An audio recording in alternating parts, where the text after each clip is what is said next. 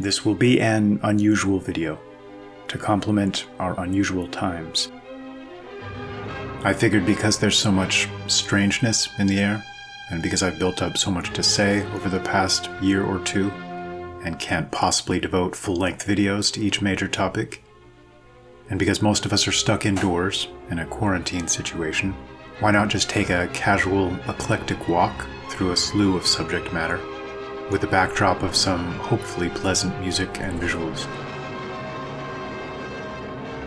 I tend to spend most of my day thinking deeply on the better and more serene days, and I've long been in the habit, which I highly recommend, of noting down the exceptional high points of this thinking process. This video will aim to be a distillation of many of these notes, just to get the ideas out there. I probably won't do this again, but we'll see how it goes.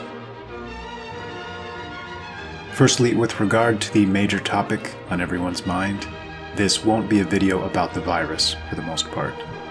There's no doubt this is a pivotal moment in history, and no doubt deeply significant things are happening, seemingly related to, yet above and beyond, the virus itself. I think the coming weeks, days even, will tell the tale, and shed quite a bit more light on what exactly is going on. In the meantime, I hope everyone is sensibly prepared, as we always should be, staying sane, calm, and maintaining some perspective. No matter how hairy things might get, this too shall pass, and that inherited blood flowing through your veins has been witness to much worse in the past. A few takeaways from this situation. It's in jarring and jolting times like these, especially if it gets a great deal worse, that perspectives and outlooks can change virtually overnight, especially for those who've lived in relatively comfortable and perhaps unthinking stupor. The world will change accordingly. One of the realizations I hope most people draw from this is that our nations have developed and evolved in irresponsible and disordered ways.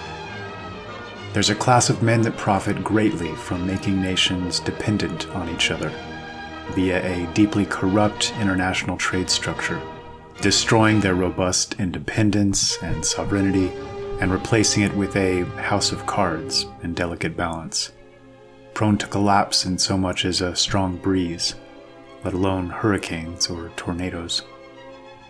They're the same men that fight for the destruction of native cultures and peoples through open borders and mass refugee programs. And I've truly come to believe many of these care nothing for the consequences of their actions. The first things any healthy nation should seek to do, aside from crafting a political or economic structure to keep such parasites far away from any important rules, is to ensure it can grow its own food, create its own energy, maintain its own defense, and manufacture its own absolute necessities, like medications. Everything else is secondary, and most Western nations today have dropped the ball on nearly all of these fronts. And normally, in a situation like the one we're facing, we'd feel relatively invincible, especially in a nation like America. In a 1930s or 40s or 50s America, the innate pioneering spirit, an attitude of hopeful optimism, coupled with a strong sense of pride, national identity, and social cohesion, made it seem like anything was possible. And it likely was. When good people are collaboratively firing on all cylinders towards common goals, nothing is out of reach. Hints and traces of this mindset still exist today, certainly, but we're also a deeply divided nation, with very different visions of the past, present, and future. And after decades of media indoctrination, there's much palpable hate in the air. The descendants of those that envisioned and created this great nation are now roundly despised, and taught to despise themselves, by this new culture that so quickly slithered into power. And when the average man on the street doesn't feel that bond with their fellow citizen, this affects everything. A fact that'll become much more readily obvious if things truly degenerate. And this is my last point on our immediate situation before I move on. It's so easy to take this type of civilizational order and efficiency for granted.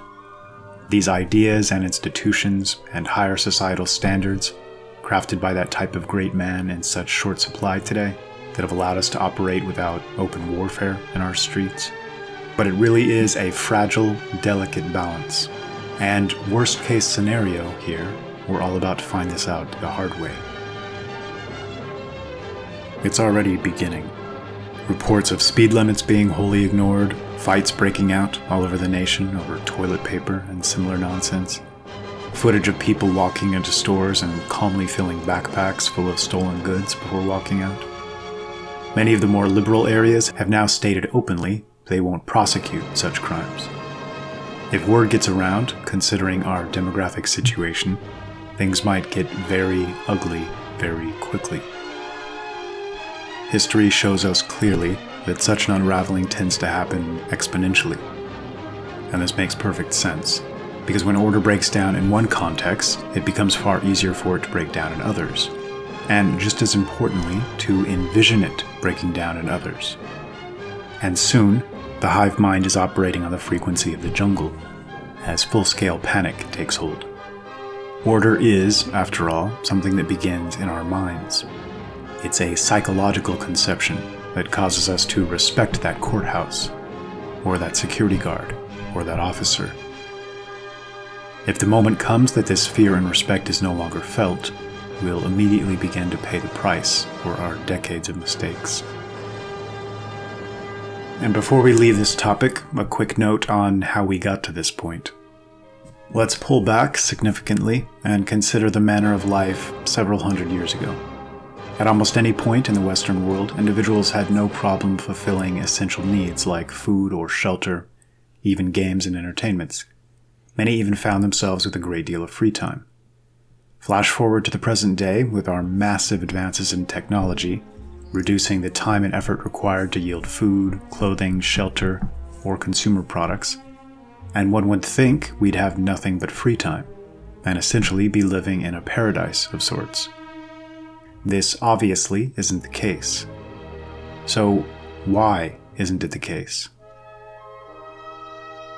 When a nation passes subsistence level, it faces an unspoken choice of where to channel its excess energies. Some civilizations of prior eras chose art and beauty as their leading aims. Others, major construction projects and architectural wonders. Others devoted themselves to the realm of thought, or becoming feared and respected military powers. We, in the post-World War II world, especially in America, chose something akin to the game of Monopoly. It might be better to say we were guided into choosing the game of Monopoly, as it so efficiently channels our energies in the direction of a small group that created and maintained the game. Increasingly, I found this to be a helpful analogy. It's as if we pulled a board game off the shelf and allowed ourselves to become so fixated as to forget what it means to live. It's sick. One of the greatest crimes in history and a monumental waste of human potential and creativity. And worse than a waste, because these energies aren't just frittered away in meaningless directions, but ultimately directed towards the very destruction of the best and brightest, and specifically the destruction of an entire people and their culture. In fact, this seems to be an actual metric that determines upward mobility in the worlds of academia, entertainment, or finance, among others. Meaning, the more eager one is to destroy Western civilization and heritage, or even Western people themselves, the more they're embraced by our money-driven structure and its leading players. And it makes sense as to why this works, and has worked historically. Why quislings might always be found to act as errand boys for the hand that feeds them. Picture someone offering you a great deal of money to betray your entire family. As they do so, imagine them reminding you of your family's every fault, perhaps exaggerating them, even making several up out of whole cloth.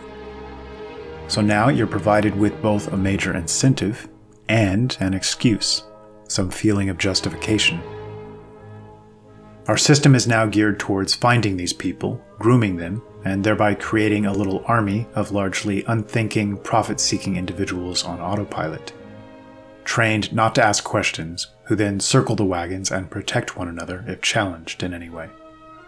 As time goes on, many of those willing to thrust a dagger into the back of their nation aren't even of the same racial or cultural background, and in some cases, are first or second generation migrants, who've had no skin in the game with regard to the creation and development of the nation. And this, too, makes sense. After all, why would we ever think that people who are not the biological heirs of Western civilization would choose to carry it forward as we have? There's no group more dangerously and destructively ignorant than the New York Times or Washington Post reading white, or fellow white, leftist in the US. And one of the most obvious truths they've seemed completely unwilling to grasp, a failure that has caused immense amounts of suffering and death, all told, is this. There is no magical transformation the moment a refugee or migrant steps across the border. Instead, the man from Haiti brings Haiti with him. The man from Somalia brings Somalia with him. Insofar as these nations have lower standards across the board, this means each and every one of their citizens we usher into our borders incrementally moves our nations in these directions. And in fact, because we've been taught to so despise our own culture and jettison it in favor of others, or in favor of some vague world culture international money forces so push the conception of, this incremental shift happens even more rapidly. And this destructively ignorant group would hear the words I've just used here and believe me to be a racist accordingly. But here's the thing about that. I genuinely feel for any good person in desperate need, and would want to see them meaningfully helped, with emphasis on meaningfully. But this doesn't mean inviting them to live next door. And most importantly, and this is such a crucial point, we can't be of any help to the world if we can't keep our own house in order. There's a reason the Western world has had such an exceptional history of accomplishing anything it sets its mind to. It's because we've managed to maintain such a high level of discipline and order, high standards, and a high culture. This becomes impossible when we import millions from nations that lack these things. Every nation receiving this massive influx of foreign humanity begins being slowed to the level of the lowest common denominator over time. We no longer have towering aspirational peaks along with our valleys, but instead the world is being forcibly remade into a flat, unremarkable horizon, and eventually the entire world would suffer for it. Looking on at this swift decline can be infuriating and depressing, but we need to be careful here. If the rapid cultural shift and demographic replacement and the universal lowering of standards represents one disease we're battling, the other might be depression and nihilism. There are countless reasons to be optimistic at the moment, and I'd contend those who can't sense the very real shift taking place over the past few years aren't paying close attention. At this late hour, with civilization itself on the ropes and threatened from forces both inside and out, more people than ever before are finding the courage to stand up and speak their mind in ways that would have been unimaginable just a few years ago. The amount of disdain felt for media and celebrity and popular culture figures is immense, and the subsets still lining up to digest their programming, emphasis on that word programming, via cable or Netflix or Amazon, seems to be getting smaller by the day. But I don't want to speak to all the positive signs of change so much as to speak to the broader danger of the poison of a bleak or hopeless mindset. To use an example, I'd like to speak about Jordan Peterson. And regardless of my points of disagreement, or any suspicions I might have regarding his overall intent, I genuinely wish him the best on a personal level, as he seems to be in a very dark place. Yet, to be frank, this is one of the first red flags that gave me pause in listening to the man. I've heard him say several times, almost flippantly, and without caveats or qualifications, the sentence, "Life is suffering." He even claims this was a core tenet of Buddhist teachings, which I think is a common mistake and something I believe to be a significant misread, especially in totality of context. This outlook on life is pure poison, and if truly embraced and internalized, makes a psychological breakdown and a lifetime of darkness all but inevitable. If you're looking for darkness, you will always find it. If you're looking for reasons to suffer, you will always find them. There is darkness and light in the world. We get to choose which of these we place a greater focus on. And I couldn't possibly stress enough the importance of this decision. The best part of the heroic tradition in the West is centered around tales of men who, though they might be surrounded by darkness and facing seemingly insurmountable obstacles, kept their eyes fixed on a light in the distance. This light was life, not the darkness, and in a sense they strove to embrace this light, become it, and serve to spread it. It's weakness and misunderstanding that causes one to do otherwise, and wallow in self-pity and despair, pretending all is doom and gloom. It's a purposeful averting of the eyes away from this light, pretending it doesn't exist, or that it's an illusion, and only the blackness actually exists. I feel for Jordan Peterson, yet also feel the need to speak out against this darkness he spreads, in adherence to core beliefs like this one. I don't agree with those that call him the stupid man's smart man, or call him unintelligent. I think he does have a quick and capable mind, and I personally think he's correct on a great many points. But I'm certain he's incorrect here. And a wrong turn at this fundamental level leads to so many other wrong turns down the road. I'm convinced he's agnostic at least, if not outright atheist, and he seems to present God as little more than some sort of utilitarian solution, something of a self-help path. And I can't help but find this revolting.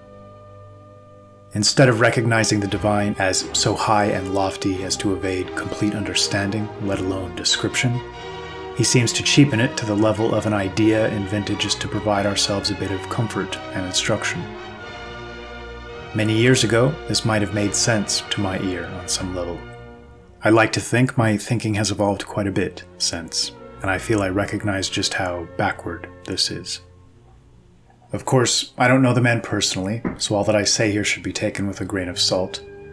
But I've gathered that he seems enamored with academic and intellectual culture, and by association, also Jewish culture and ethos, specifically.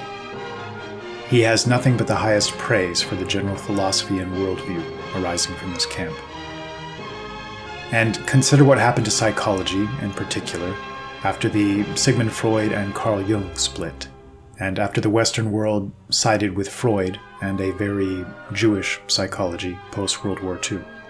The focus of this psychology is on the darkness. They so often teach us to find the darkest moment in our past, usually some childhood drama, and make this a central pillar in our lives, which we might then orient everything else around. Or one could even say, blame everything else upon. It's difficult to think of a more destructive conception. It'd be like defining your race and culture around a single historical tragedy, which is pure madness. And this is a topic worthy of a video on its own. But to avoid digressing too much here, let's just say that this seems to be a foremost break between two outlooks of two very different people groups. On one extreme, you have the life-affirming Christ being pure light and love, and heaven as bliss, or the concept of the beautiful and bright Balder in the Norse tradition, and Valhalla, a frame in which this life is essentially a stage for great adventure and displays of nobility and courage, and those who die valiantly in the service of something higher find themselves transported to a similar bliss. And this is almost precisely the same theme of Arjuna on the battlefield in the Bhagavad Gita. And remember, the Buddha was famous for his enigmatic smile. We're not a people that traditionally focuses on and orients our lives around the darkness. Despite having lived through the greatest possible upheavals time and time again, even still, our gaze remains fixed upward. In fact, I've come to believe strongly that should this ever change, all is lost. This is a level of spiritual and cultural subversion we simply can't allow. Ever. Life is not suffering, Jordan Peterson. Life contains an element of suffering, and obstacles and trials and hardships, and if it didn't, proving oneself would be impossible. Endurance and heroism and greatness would cease to exist as conceptions. So much depends on the frame through which we see life itself. For example, we've come to view warfare and death on the battlefield as the greatest and most senseless tragedy, and this makes sense in our age. Wars are now often fought for deeply ignoble reasons, and ultimately at the behest of a banker class that treats peoples and nations as pieces on a chessboard and seeks personal gain around every corner, by any means necessary. The world wars were the definition of wasteful slaughter. And yet, things weren't always this way. For example, in ancient Germanic societies of the highest caliber, I don't think things degenerated into warfare, as is our modern viewpoint. I think they often ascended into warfare in the Aryan tradition.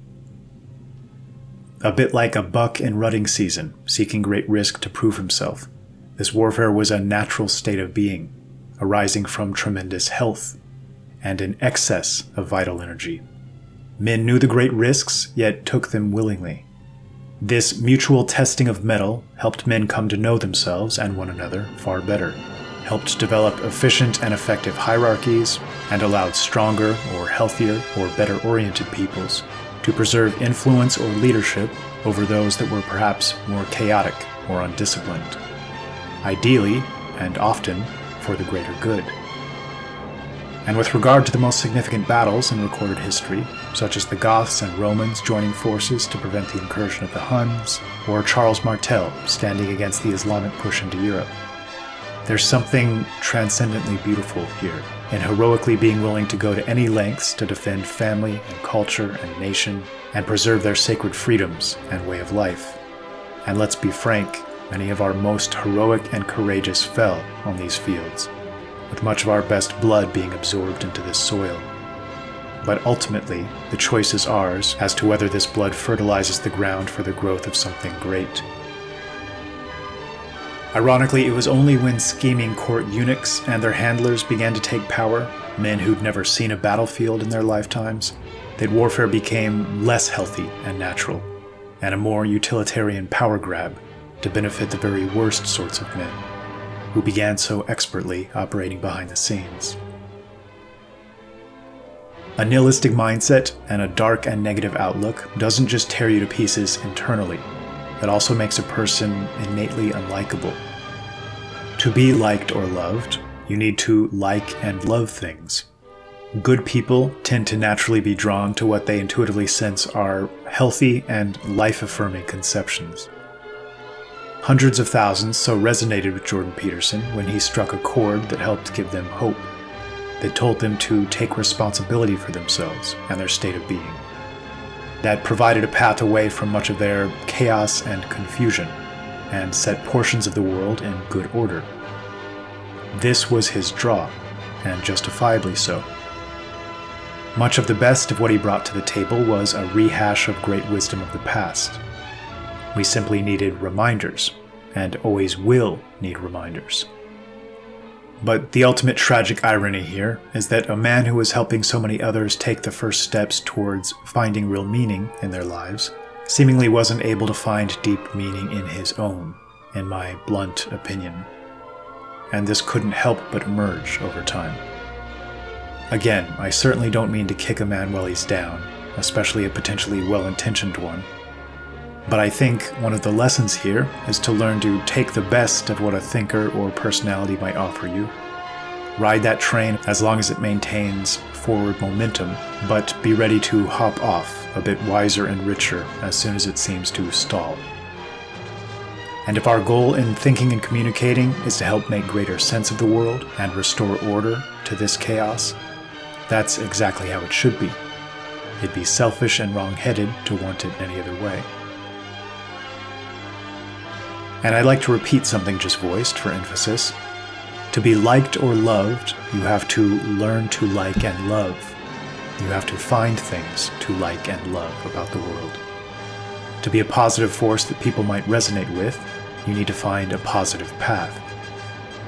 The path of negation is exhausting chaos, and this is especially important for all of us to hear, as we watch much of what we love crumble around us. If we immerse ourselves in this darkness and see only the bad happening around us, we inevitably push people away, both as individuals and as a group. The artful balance is in learning to see the light and positive possibilities and potentialities, and making this the foremost focus to strive towards. Fighting against is never enough. We need to fight for.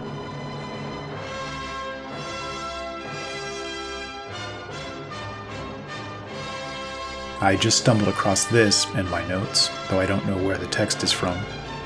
Quote, "All pain is a teacher. All blessings, just that.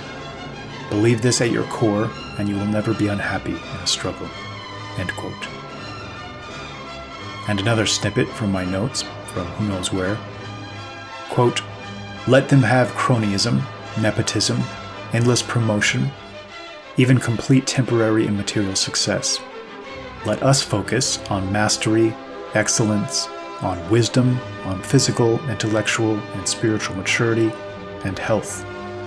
When the rift between these two grows too large, not a man in the world will fail to recognize the game being played." End quote.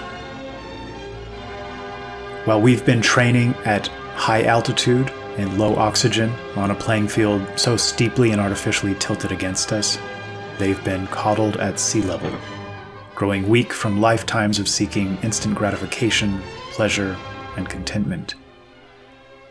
And this leads to another important point, one of the most valuable I feel I've gleaned either directly or indirectly from nearly every major ancient spiritual teaching in the Western tradition.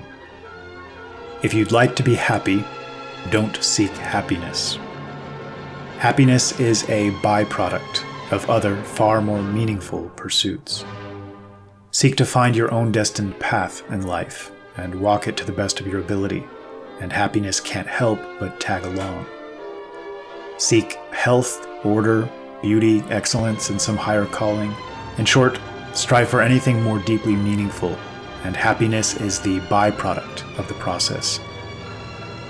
This certainly doesn't mean a lack of ups and downs, but it does all but guarantee a slowly but surely ascending line, despite any jarring missteps along the way.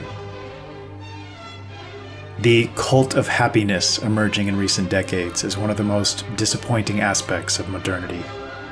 We seek the celebration, forgetting that celebrations are only meaningful when they come as a result of some achievement, some accomplishment or obstacle overcome. A life of constant unearned celebration makes the process completely hollow, like a drug addiction, in which one has to keep upping the dose to receive the same pleasurable feeling, until finally, constant doses become mandatory to so much as keep an even keel, and keep from becoming despondent. Happiness can't be an end goal, and in fact, such a mindset is completely unworthy of a man. Far better to let it arrive on its own time, as side effect and justified reward. Equally unnatural is that urge to permanently banish sadness, or to expect such a thing might be possible in the material plane. Virtually every great wisdom tradition echoes the concept that for everything there is a season. It'd be impossible to have a springtime and a summer if it weren't for fall and winter. Summer is summer in contrast to winter. Becoming comfortable with all seasons and recognizing their necessity seems to mark a significant leap forward with regard to cultivating wisdom or balance in life. Endure your winters. Attempt to prepare and be ready for them insofar as possible. The sun will always come out again. And in fact, the longer and more terrible and bleak the winter, the more deeply gratifying and uplifting the eventual summer.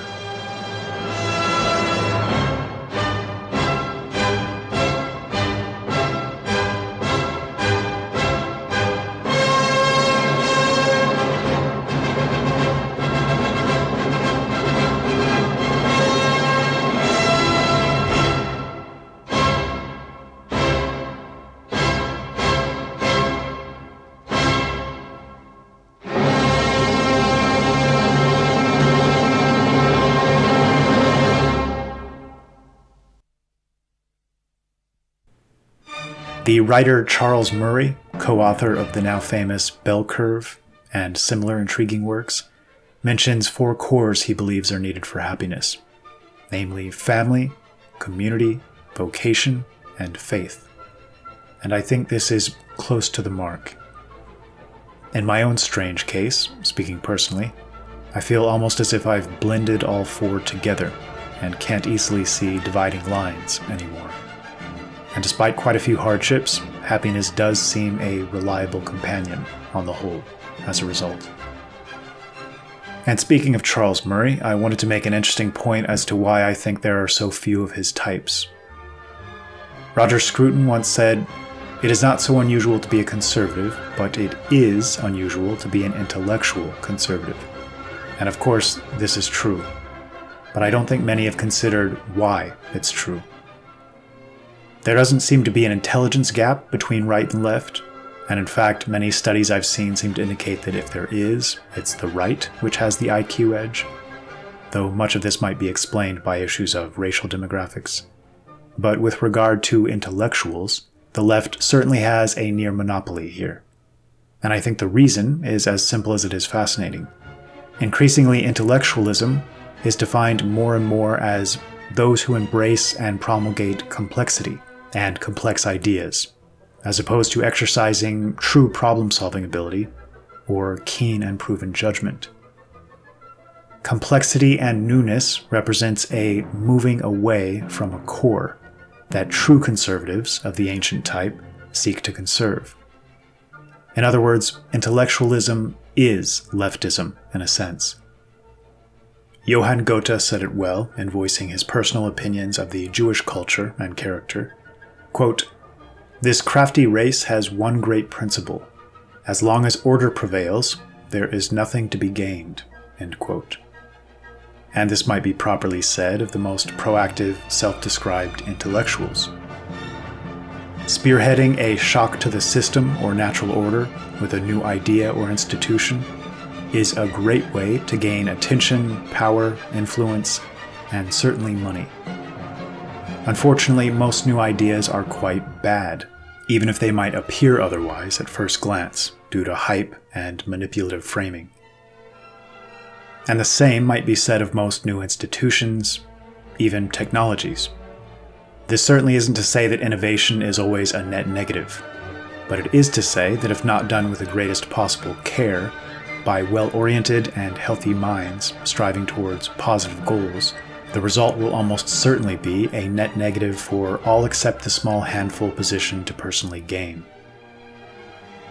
Intellectualism is almost exactly this, as manifested in the realm of ideas, and they become the leaders of a full-scale onslaught on the more ancient and time-tested modes of thinking and being. To quote Roger Scruton once more, "The convention is now to be hostile to convention." And this holds especially true if one considers the latter use of convention here to mean the most foundational aspects of our culture. It's nothing short of incredible how efficiently our, quote, institutions of higher learning were turned into training grounds for deconstructionist revolutionaries. And it's everything we prize most highly that they seek to deconstruct. Which, of course, is just a slightly tamer way of saying destroy. Intellectualism has become something of a dirty word in our circles, and I believe this to be completely justified. But I'd like to make sure this isn't confused with an attack on all academics, but rather the unhealthy trends of modern academia. Not an attack on the importance of intellect or knowledge, but an attack on what increasingly masquerades as intellect or knowledge. The convoluted and tangled webs self-professed intellectuals have weaved over recent decades have been the furthest thing from a genuine and well-meaning search for truth, and they've marked a backsliding on the human journey. This type of man has been, and always will be, enamored with the products of their own fallible subjective reasoning, leading to hasty and impetuous missteps. And as they pat themselves on the back for their works of genius, their philosophies and doctrines and frameworks often represent a spiraling out into chaos, polluted thinking, and polluted language. and I think this segues appropriately into the next topic. I'm not usually a fan of those types of buzzwords and technical phrases so often used to make individuals or their ideas seem a bit more intelligent or refined than they really are. But I recently came across the term epistemic polarity, and it immediately struck me as the most appropriate and helpful label to a phenomenon we're witnessing at the moment to a degree I've not seen before. Namely, the factional split throughout the Western world, but especially in the US, that seems both deep and all-encompassing, and going far beyond the mere political. One group has a deeply rooted faith and trust in experts of all stripes, in academia, in our media, and even influential celebrity figures. They embrace this world, and they seem to believe it to be reliable. And the other group has cultivated a deeply rooted mistrust in these same elements, believing them to be not merely wrong in many cases, but often proactively dishonest or misleading or manipulative. I hope everyone recognizes the significance of this and the ramifications. These are two divergent realities being created, two different worlds in a very real sense, and the chance of their coexisting peacefully is essentially zero. There are great dangers down this path, of course, especially for peace and security and the long-term viability of our nations as we know them today. But there are equally great possibilities here and great potential. Those in this latter group, which seems to be growing quickly, recognize something is very wrong, and that there seems to be a well-orchestrated and choreographed dishonesty at nearly every meaningful level. But many of these don't yet recognize the nature of these lies, or the liars themselves. They only need more information and greater context to fill in the missing pieces. I hope we all recognize what a pivotal moment this is, and how little efforts might go a long way, especially in their ripple effects over time. Reading back over my notes just now, I was especially struck by a line I must have added quite a while ago. Quote, "There seems to be more evidence that those in power wish to harm or restrain us than to meaningfully help us. Think about all this means. We need to face this possibility." End quote. I stand by this, and assuming this has become generally true, it means this faction of humanity, so efficiently herded by media and academia, aren't simply a willing army for a group of mistake-prone incompetents, but rather an army actively serving a group of willful destroyers. Even if the majority of this army is composed of mere social climbers, operating largely on autopilot, they're still capable of incredible damage if left unchecked. Thankfully, they seem to be increasingly checked more and more often, and I hope we might play our part to ensure this trend continues and accelerates. I suppose I'll wrap this up before it gets too long, but not before addressing the Phoenix Project. The announcement went well, and I've been happy with the significant interest, and especially happy with the caliber of individuals recently brought in. We now have several projects up and running, and we still seek project managers and leaders for several other great ideas. So if you're interested in participating in any way, including simply joining discussions and making some new friends and contacts, the door is still open. Email TPPAdmissions@protonmail.com to kickstart the invitation process. We've tried to place an emphasis on quality over quantity, so we do have a bit of a screening process on the way in, but we've still had several hundred people arrive over the past 2 weeks. And frankly, the structure we've collaboratively built and continue to build can handle more. So I'd encourage those already involved to reach out to anyone they feel might be a worthy addition. Also, it's important to reiterate what the Phoenix Project is and isn't. It's not my construct or creation, and will be still less so as I start to focus more of my attention on upcoming video creations. It's still probably the best place to reach me, and I'll certainly continue to be active there. But it's important to emphasize the point that this is something we're all building. Yes, we did try to have some basics in place, like a loose-knit structure and some moderation, and a few projects and discussion rooms to get things started. But how it develops and takes shape over time will depend on your proactivity and your ideas. I can't stress this enough. There's a great deal of potential and possibilities down this path, and I look forward to seeing people take more active and formative roles here. On a similar note, the screening process doesn't just happen at the front gate or on the way in. Virtually all rooms are watched on an ongoing basis for exceptional individuals, to be granted access to private rooms or offered greater responsibilities. Those especially civil or active or intelligent and insightful will likely be reached out to over time, and we appreciate you for it. And speaking of appreciation, those who have opted to support me via Patreon or Subscribestar, thank you very sincerely. It's been a tremendous help. I often feel I don't do enough to deserve it, and even with total focus, I've come to realize that I'm not the type that can put out a piece of content every week or offer perks like most on Patreon do. So the willingness to support is all the more meaningful and appreciated. I think I've recently found a way to strike an ideal balance, allowing me to create more and more often. But I also wanted to make the point that I consider my main task to be in closely observing and learning, both for my own sake and for anyone interested in the content. I think communicating anything of real value on these larger topics requires a balanced and comprehensive totality of context as its foundation, if this makes sense.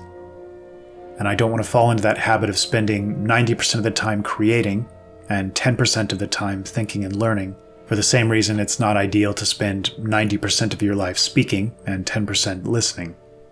I think we all speak far too much, myself included, I say at the conclusion of a 1-hour video. At the same time, I think we're pushed by necessity and by our times to speak a bit more often than we might do otherwise. So I suppose it's all about striking an ideal balance. And I appreciate the patience from supporters as I seek to strike my own balance here. In closing, I often share the quote of Frederick the Great about the necessity of adapting to the times and situation in which we find ourselves, at least enough to help meaningfully manifest positive change within it. Like many of you, I'm sure, I'd often felt like I was born in the wrong era, ill-suited to this environment and modernity as we know it, and I think this makes sense. It's easy to perceive much more health and order and natural vitality in these memories of what was across time and space. Though perhaps it's for this very reason that we're additionally valuable in the here and now. So much of modernity might be fairly thought of as a disease, and one that needs to be fought. And across the span of time, from the broadest perspective, we're essentially on the front line. One might even say behind enemy lines. And if one truly sought to have maximum effect, where else would they rather be? Wars aren't fought like they used to be. A societal evolution allowing cowards, deceivers, and hollow men to obtain power and influence and enjoy their 15 minutes of fame. But we shouldn't lose sight of the fact that regardless of our feelings on the matter, this is our battlefield. There's no changing it and no running from it. The cultural war, the psychological and spiritual war, is raging as we speak, whether we choose to recognize it or not. And any and all physical or martial action that might someday manifest is very much downstream from this larger battle, an outgrowth or side effect. We don't need to win everyone over, and in fact, many are so far gone that eventual separation might be the only solution, allowing them to live according to their own whims and accordingly experience the crash and burn firsthand. But we should be aiming to win over our people, those still able to hear, who still have some sense of a much more ancient and healthy and lasting conception of existence. Those who haven't allowed this to be purged and replaced with the ephemeral and superficial nonsense of the pop culture and intellectualism of a dying culture. And as always, keep your head up. For what it's worth, I'd urge everyone to stop looking at the demographic and cultural trends of the past few decades, taking these as some guarantee that all is lost. This is a mistake. Such data acts as a warning, yes, but it's the furthest thing from any guarantee. These are trends within our current frame our current model. Times like these are pivot points in history, and during major pivot points, such frames and models can be cast aside, destroyed, reinvented. Trends can reverse or become irrelevant practically overnight. This virus situation is a good example here. Consider how quickly borders have been sealed, how quickly we've shifted from absurd nonsense like transgender bathrooms or a Green New Deal, how profoundly our attitudes are shifting with regard to China or globalism.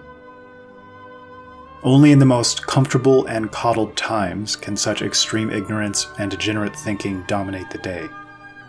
It's the softness itself that turns so many into unthinking drones. But these days are over, and we're certainly turning a corner. We need to recognize the potential here and resist that poisonous, bleak mindset. The self-fulfilling prophecy of doom and gloom and perceived powerlessness is the greatest threat. Those that act small inevitably become small.